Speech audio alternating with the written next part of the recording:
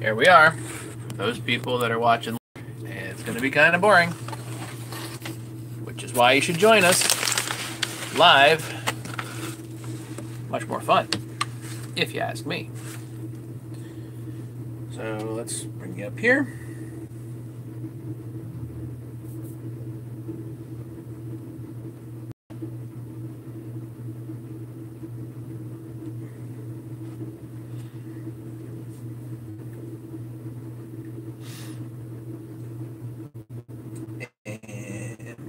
Here, and this way I can see comments. Hopefully live. 5 people watching already. Okay. I should time it.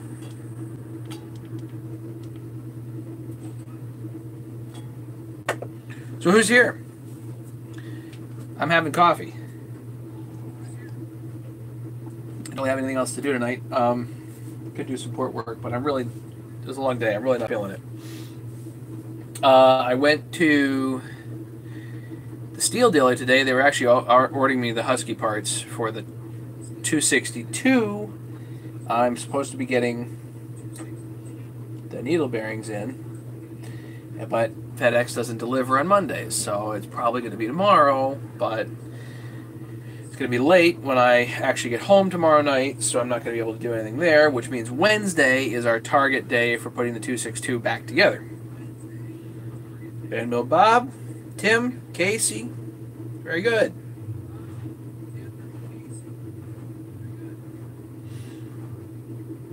Seven people. Who's here?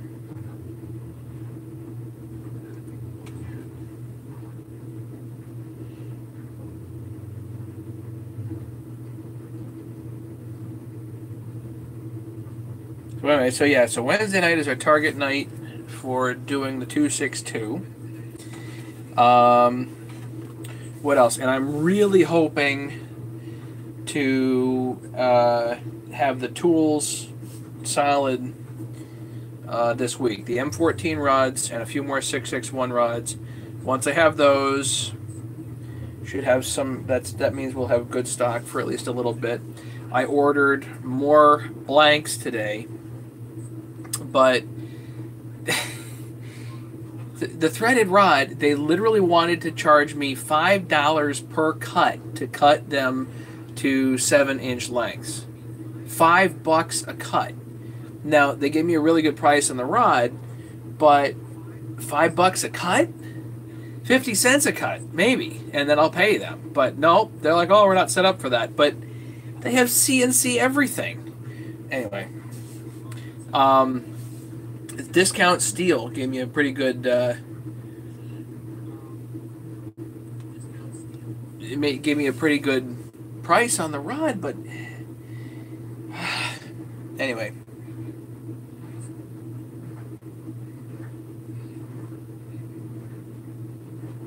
Yeah, Casey, we'll definitely get there. I've done plenty of 394 porting before. I'm kind of waiting for Dave Shively to come on and talk to us about his saw. So I definitely worked over David's saw pretty good. And of course he got it the other day. He finally got the darn thing running and didn't run right. So boy, do we have an interesting story for you here. I was just like, I was tearing into myself about what I did that was wrong. Or how in the world he got a saw that was running when it was here, and it got to him, and it wouldn't hardly do anything. Hey, Glenn. So boy, do we have an interesting story for you on that. And the dump VA Dan did it porting not lessons. No, don't take lessons from me on boarding. I can show you how to do some of it, but I'm not Mastermind. I'm not Tree Monkey. Unfortunately, those guys don't do enough videos. So there's David. Come on, David, you got to tell the story. What happened? I was beside myself the other night because David's saw wasn't running quite right. And I was thinking, maybe the carburetor's flooding out. He had to crank the idle all the way up to get it to even run. Hey, Jacob. It runs. Of course it does. It better friggin' run. It ran while it was here. It didn't hardly run it when it got to David. So what happened in between? So, guys, you can go back and look at me tearing into the carburetor. It's a WJ39, and best of luck finding one of those. They're hard to find. It's a WJ39 carburetor, and it was all clean inside except for the screen. The filter screen was gunked up, so I put a new filter screen in it. By the time it got to David, for whatever reason, the screen was clogged. The only new part that I put in that carburetor was a brand new screen. I did 3 heat cycles total outside with the thing to make sure it ran, and we ran it together. Between here and there, the screen got clogged. Hey, Larry. So, I literally did the right thing, and I still got messed up by it. Or rather, David did. So, this saw stuff drives you nuts. It just drives you crazy.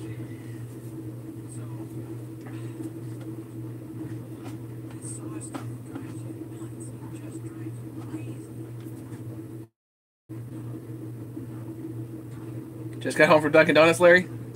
Get anything good? I made my own coffee tonight.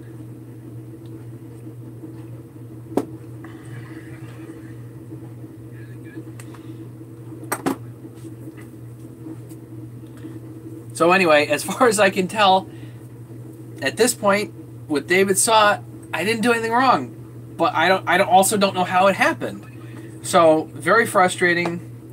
Very upsetting that the screen was somehow clogged. It was on video. I put a new one in.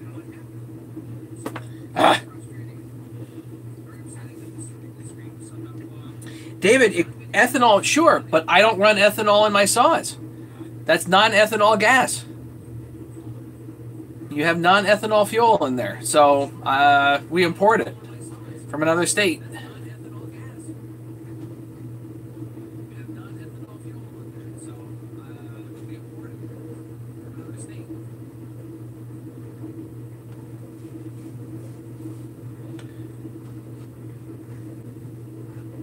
Brand new fuel line. Brand new filter. Oh well.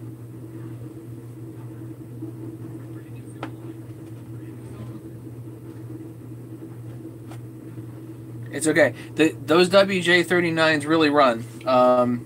The saw that I've been milling with, that my 394 that I've been milling with, is amazing. Like you can cut for 20 minutes, and you let off, and it goes right back to idle. Like perfect. No blip in it. Nothing to get it down. It goes right back to idle. Like beautiful.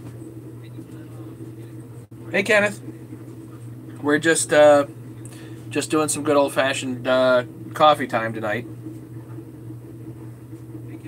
because I'm not feeling it.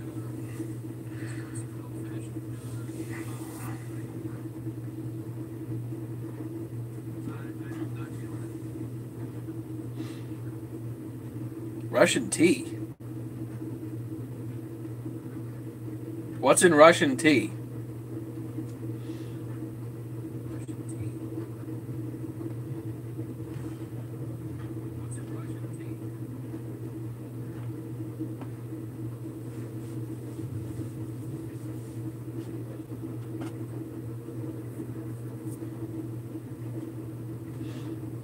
$17 people here for coffee time. We're just hanging out. Good for cold and flu. Good. Good stuff. Okay.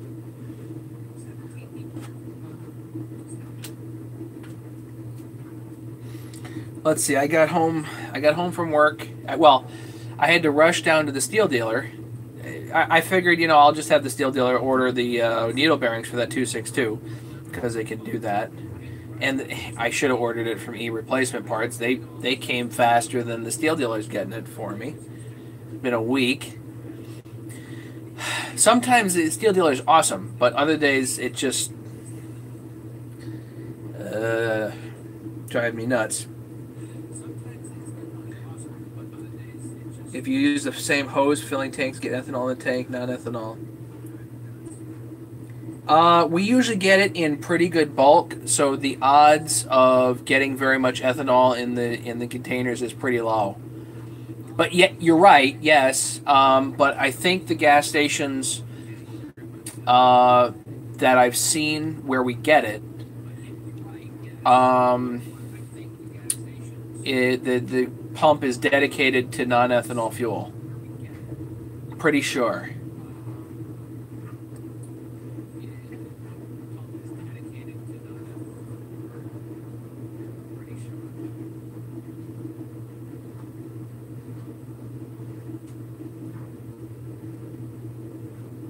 If there's ethanol in there, there's ethanol in there. But it's it's supposed to be non-ethanol gas. That's what it's supposed to be.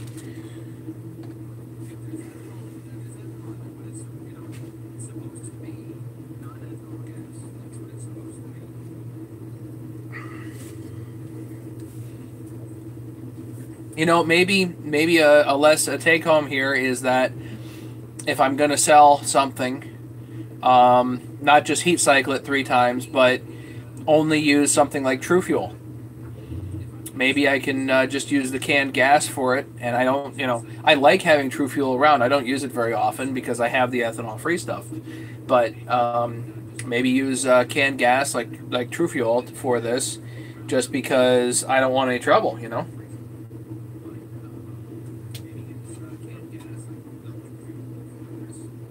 Oh, the hose is off the truck. Yeah, that's an interesting point. I don't know. That would kind of be annoying if I got it at a dedicated gas station and there was still ethanol in there. That would be really annoying.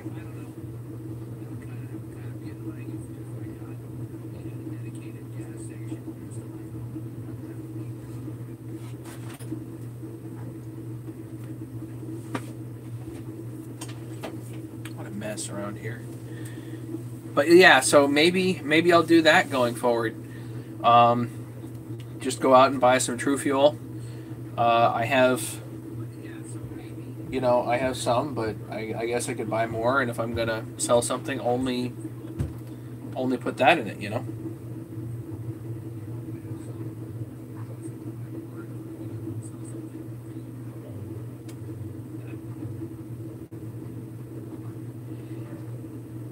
So it's an interesting thought. Interesting thought. The K100 fuel additive, no.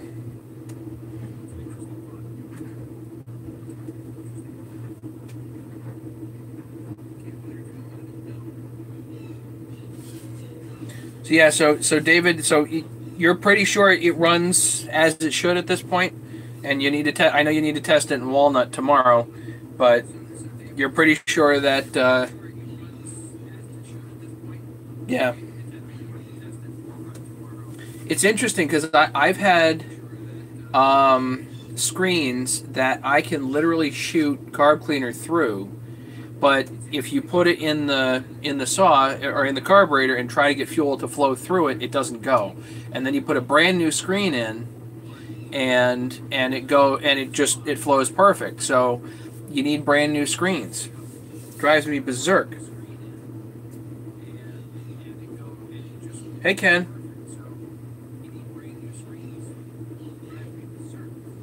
So Ken, just so you know, David did actually start his chainsaw,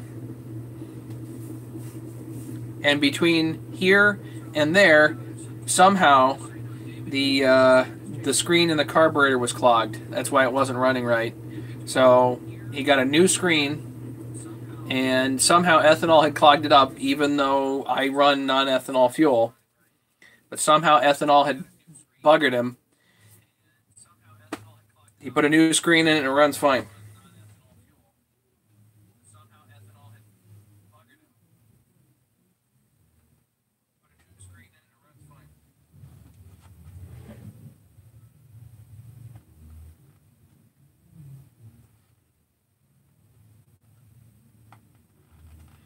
Gas tank filters coming apart at the station.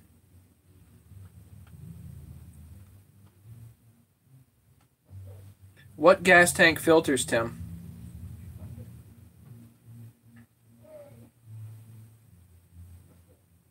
I watched a video of those screens from West Coast Muscle Saws. Couldn't believe how they look under a microscope. Larry, do you have a link for that? That would be kind of interesting.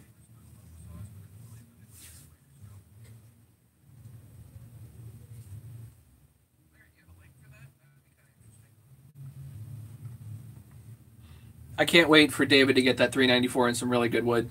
It really will become your favorite saw. Very excited. It's these 394s are fun. They really are. I like all my other saws, but the 394s just are something special. Any excuse to pull one out. Yeah. I'm cutting down a Christmas tree. You know, what do you use? A 394, obviously. Actually, I don't think I'm going to get to cut down a Christmas tree this year. I have to go buy one. Ugh.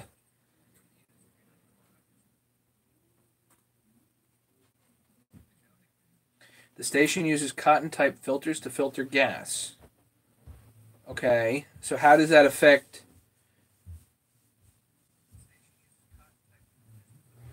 I don't know how that would affect it.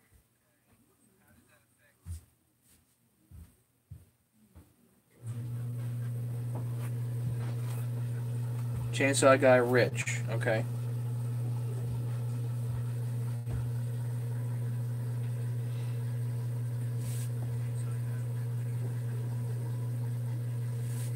I guess it'd be cool to have a microscope and look at it. Why are they? Do they really look kind of clogged after you ran them for a while? Even if they look clean. Hey, Brandon. We're just talking about Dave Shively's 394 that I sold him that didn't run because somewhere between here and there, the brand new carburetor screen that I put in there clogged.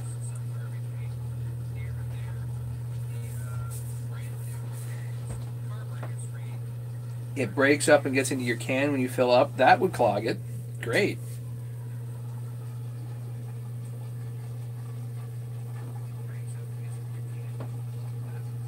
G'day, Kevin.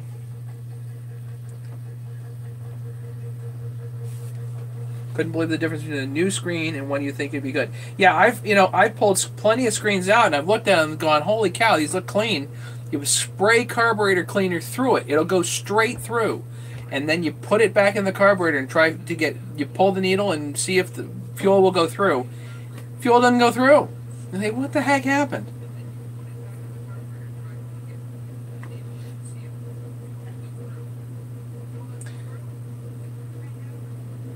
They suck the cotton in the line. Yikes. Canned fuel. Yeah, Ken, maybe I'll just, I don't use canned fuel most of the time, but if I'm selling something, it would make sense for me to keep a bunch of it at least in here, and that way I can start a saw with, a fresh rebuild with canned 40-to-1, That makes sense.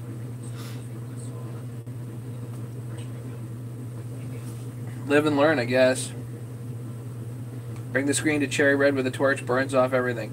Yeah, Kenneth, that's a great idea. It's a really good idea. If, of course, I'm intending on, or if I don't have a new screen, if I have just, I'm dealing with one. Kenneth, I didn't think of that. That's great. Thank you. Normally, Larry's the one that tells me to break out the torch.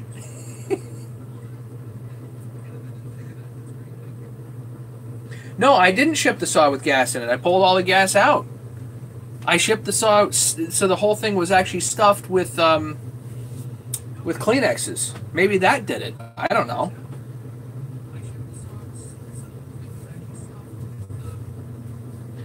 I put Kleenexes in there just to make sure that if there were any fumes or any little bit, it would soak it up rather than it being damp.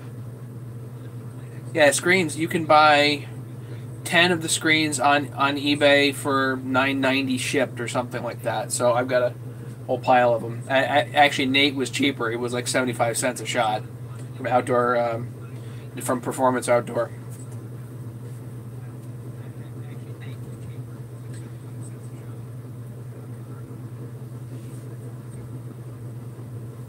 Mix a little water on a graduated cylinder and show them the ethanol. Yeah, nice.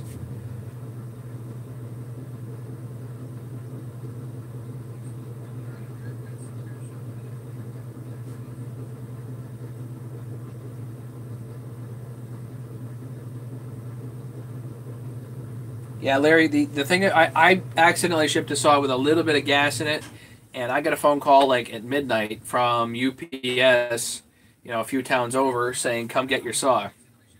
That was fun.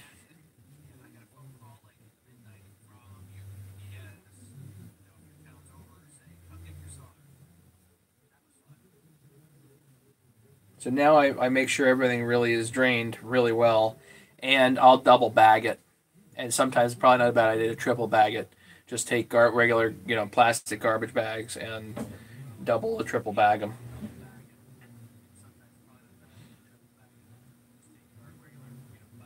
Well, David, again, live and learn here. If I got to use canned gas to start saws, then you know what? It's not a bad idea. So I'll do that. I don't want trouble, and you don't want trouble either.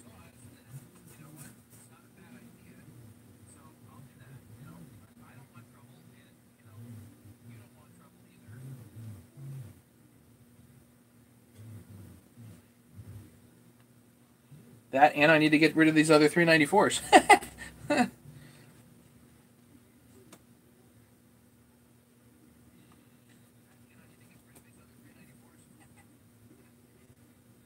Dave, one thing to do with those carburetor screws. So, with the carburetor screws, make sure you double check that those are tight after half a tank or a tank. Like Ken was doing with their 3 heat cycles. Do maybe 3 heat cycles up and down, and then check these carburetor bolts. Because if these carburetor bolts come loose, you're gonna have an air leak, and that's bad.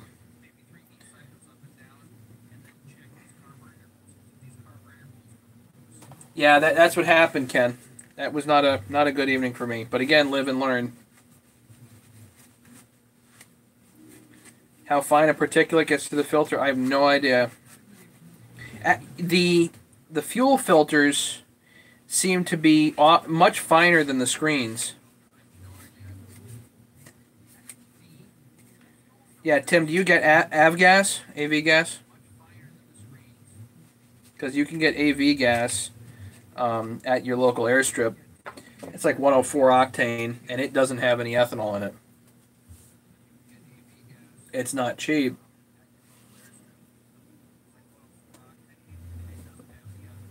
Johnny Vance, how's it going? Like, yeah, it's basically like race fuel, but it's ethanol free.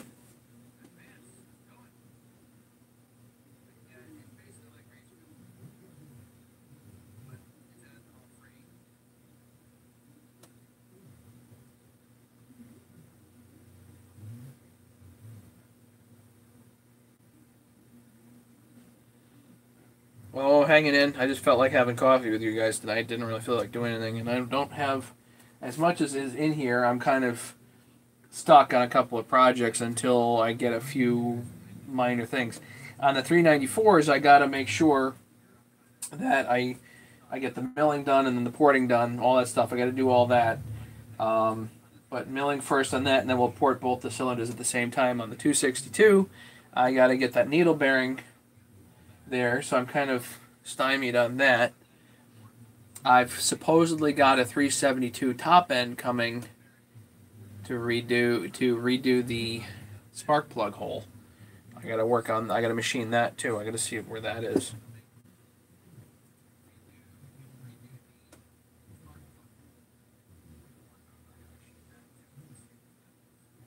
The high of an octane won't burn the saw. I don't know. Kiwi lad, hey. I don't know how much of an octane will be a problem.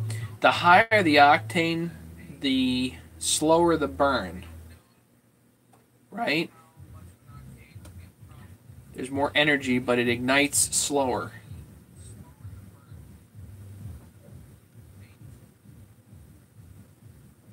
Am I right?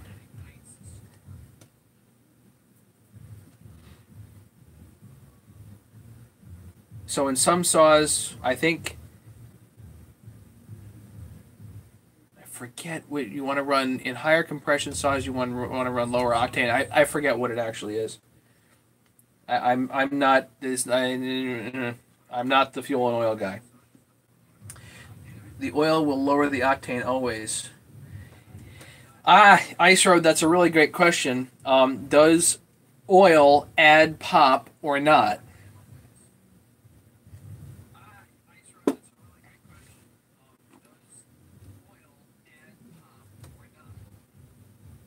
Depends on if it's burning or not. Who knows? Remember, they stole avgas off the flight. Speaking of guys burning up their cars when they stole avgas off the flight line, use regular, burns faster. Yeah.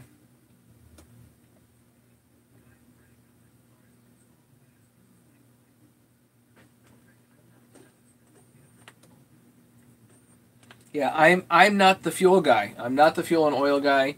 I try to use the non-ethanol stuff. I use my cheap two-cycle oil, and that's it. Like that's what I run. It's not recommending it. It's just what I do.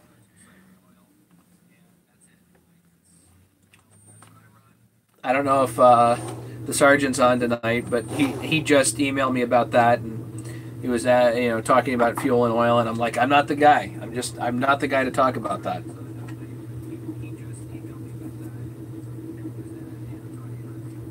I'll tell you this. I'll tell you this. So, um, Lee H. And you guys have seen some video out at Lee's where we were earlier this year, early fall. Yeah, so I had some video out there of cutting out at Lee's. Lee only runs avgas in his chainsaws. So that's all that he runs in his chainsaws, as far as I know.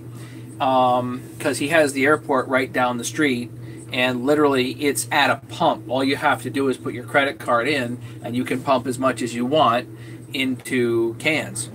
So, and he's running all the old vintage stuff, the old big vintage stuff, and that's what he runs. The only trouble that he runs into is because avgas is a little bit more volatile. The gas will tend to somehow escape the carburetor and leave the oil behind. So if it's been sitting for a while, the carburetor gums up a little bit, and you need to kind of help it along. Once it gets going again, it's good, and I've seen it. I've seen that happen. Very interesting.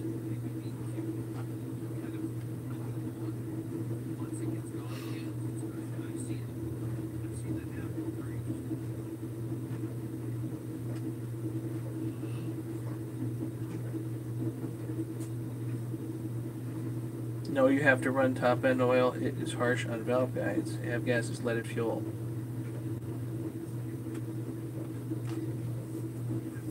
Alcohol is cheaper. I'm gonna fuel is not my thing, but I do know Lee runs avgas because and I don't think it's $30 a gallon. I think he pays. It's pretty inexpensive out at his airfield.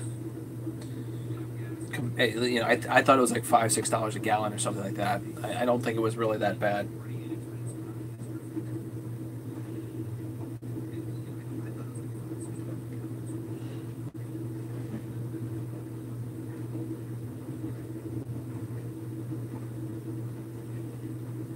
Anywho, so I'm basically at the point now where I've got a few projects here, and to be honest, I'm thinking about for the wintertime trying to focus on some other stuff, especially around the house. So I'm kind of I'm kind of thinking that I'm gonna stop taking on projects here, especially if I can get these 394s built and sold, I may focus on work, focus on the house, and stop taking on projects and overcommitting myself, which is unfortunate for you guys. But also, what I can do, if I'm not doing this live stuff, is I can try to focus on getting some of the other videos that I've already shot edited and up as well. So that means that the live stuff we might dial back for a little while after I get all up, and I can focus on some other things, and if I have some time I can work on editing some video. Like I still have to finish the 181, finish that video up. There's quite a bit of video I need to edit there.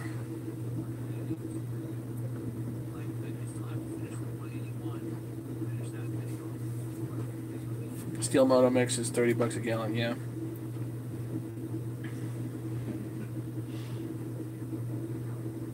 So, you know, I may get a couple of gallons of True Fuel just to keep inside here, so that I can start up fresh saws with it. Fresh rebuilds.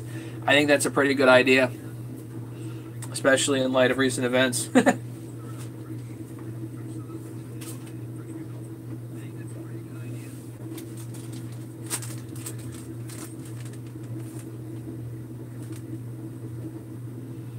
Too much junk around here.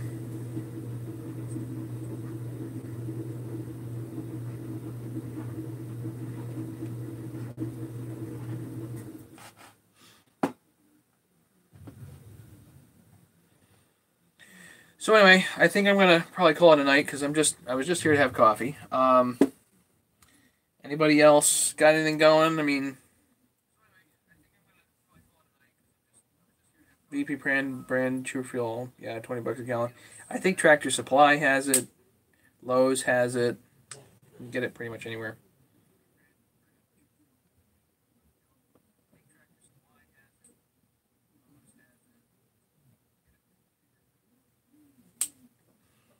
How much for one of the 394s? You know, Ice Road, if I don't do any port work on this 394 I'm working on here, make it fairly vanilla, you're looking at what, $600, something like that. If I'm doing more if I'm porting it and doing a few other things, then it's going to be more than that. It kind of depends on how the saw turns out.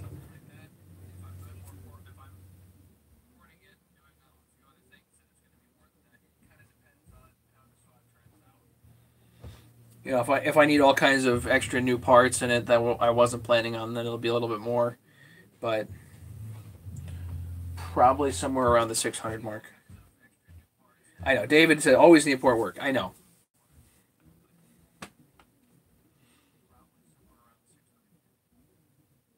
It's a pretty nice set of cases, admittedly. The other one that I have that I am definitely going to port, the crankcases actually underwent some welding, and that wasn't cheap in and of itself.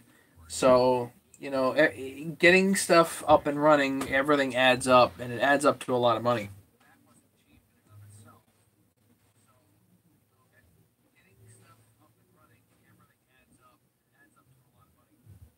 How do you get the oil seals off the clutch side of an O2 OEV? Dig them out carefully. Dig it out, careful.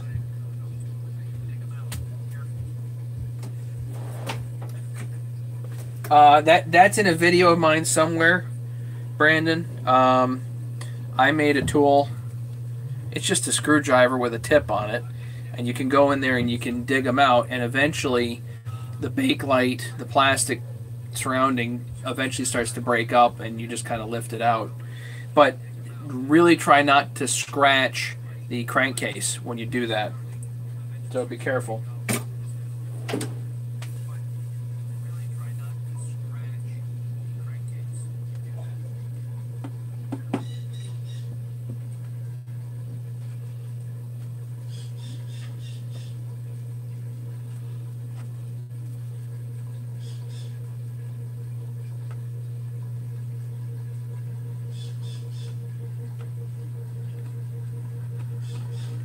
Coleman fuel is basically naphtha. What's the octane on naphtha? Not much octane. Yeah.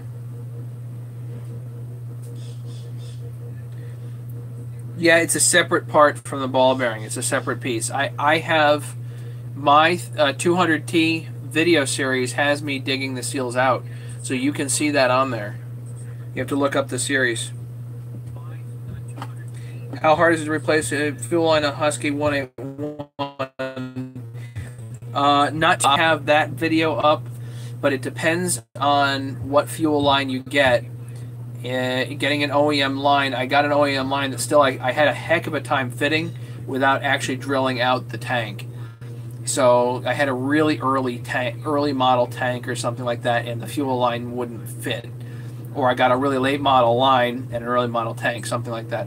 So you have to measure there are bulges, and is that center area, measure that center area, and see how much you have to drill out. And when you drill it out, it's got to be just slightly smaller than that bulgy area, so you actually get it to grab, you know.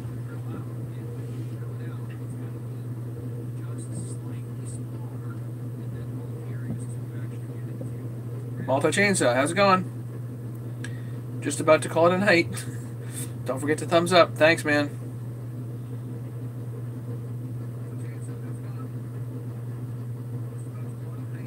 Naphtha is 50 to 55. Wow.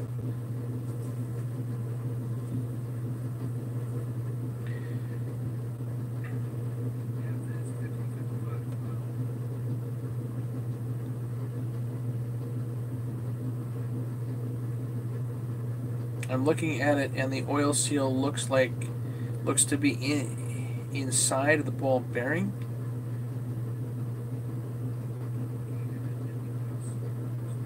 Are you sure, Brandon? Are you sure you're not looking at the race, the ball holder?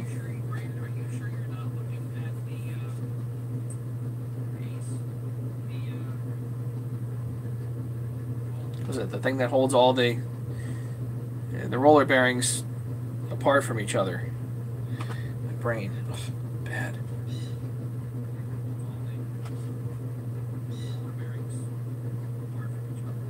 The cage, yeah, the nylon cage.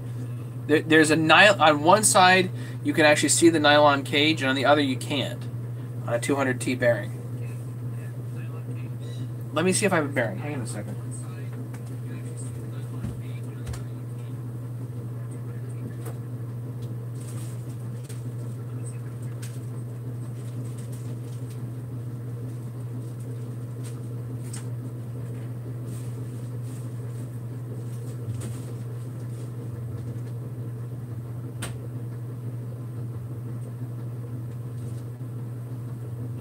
Okay, Crow, I actually have German bearings. I have steel bearings here? Why do I have steel bearings? Huh.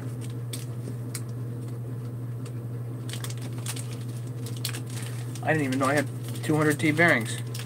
They're sitting in the freezer, whatever. There.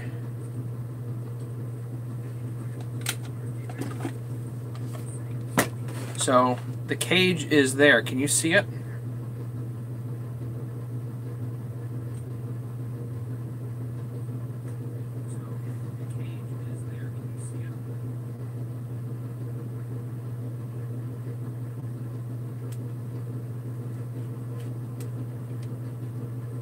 Okay, so that's not the seal, that's the cage. The seal is outside of that.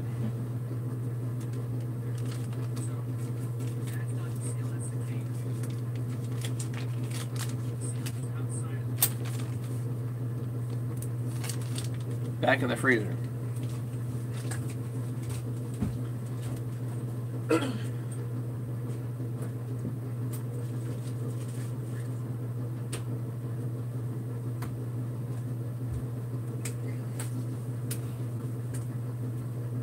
Yeah, Brandon, I've got hours of 200T videos for you to search through. You'll see how to do it on those. I even have a discussion video on the difference between aftermarket seals and the OEM seals. I still believe that if you have a saw that is not apart, if it's together, and you're trying to replace just the seals, then use either the Steel 026 flywheel side seal or the aftermarket version of the same thing, because it'll fit. It's a metal ring and then the rubber, as opposed to the OEM 020 or 200T Bakelite seals.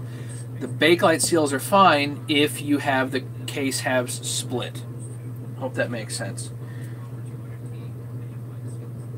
The inner race, the cage on the bearings, there's a nylon kind of spacer in there. The inner race is actually the crank. Yeah.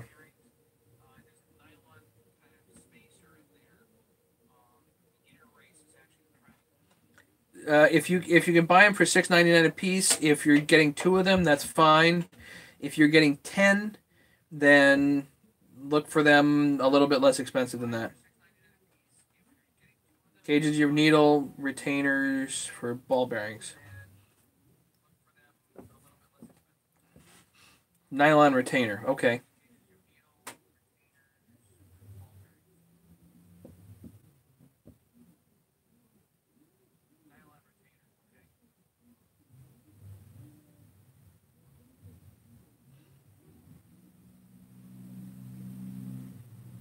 So, Brandon, does that help? I hope that helps.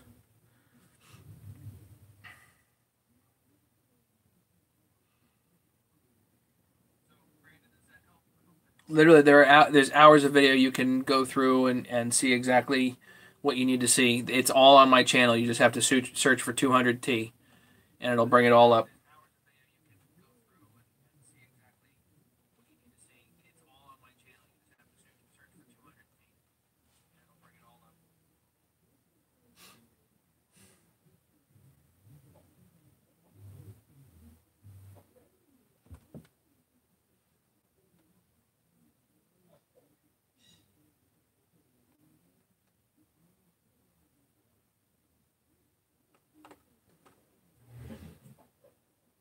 Okay, guys. Well, I'll just say thank you so much for having coffee with me tonight.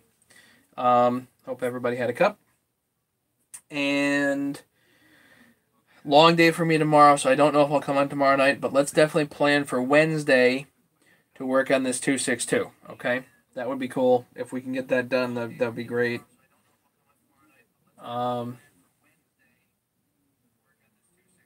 Yeah.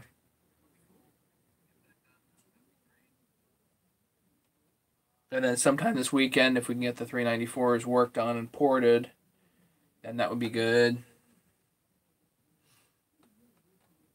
Brandon, you can send a photo. Thanks, Ken. I don't know what I'll do with it, but if I'm down, I will let you know.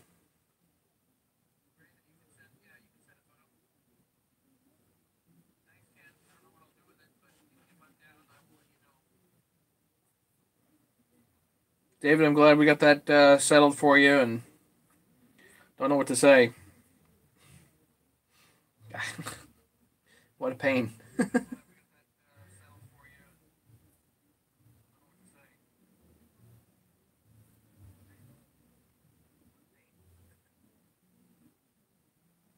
So good night, guys. I'm gonna go chill out for a little bit, and I don't know if we'll see you tomorrow night, but let's definitely plan on Wednesday, okay? Kiwi Lad, David, Ken, Brandon, Bill Sheffield, how's it going? We'll talk to you later. Tim, have a good night, guys. Appreciate it. Stay safe, everybody, and we'll talk to you soon.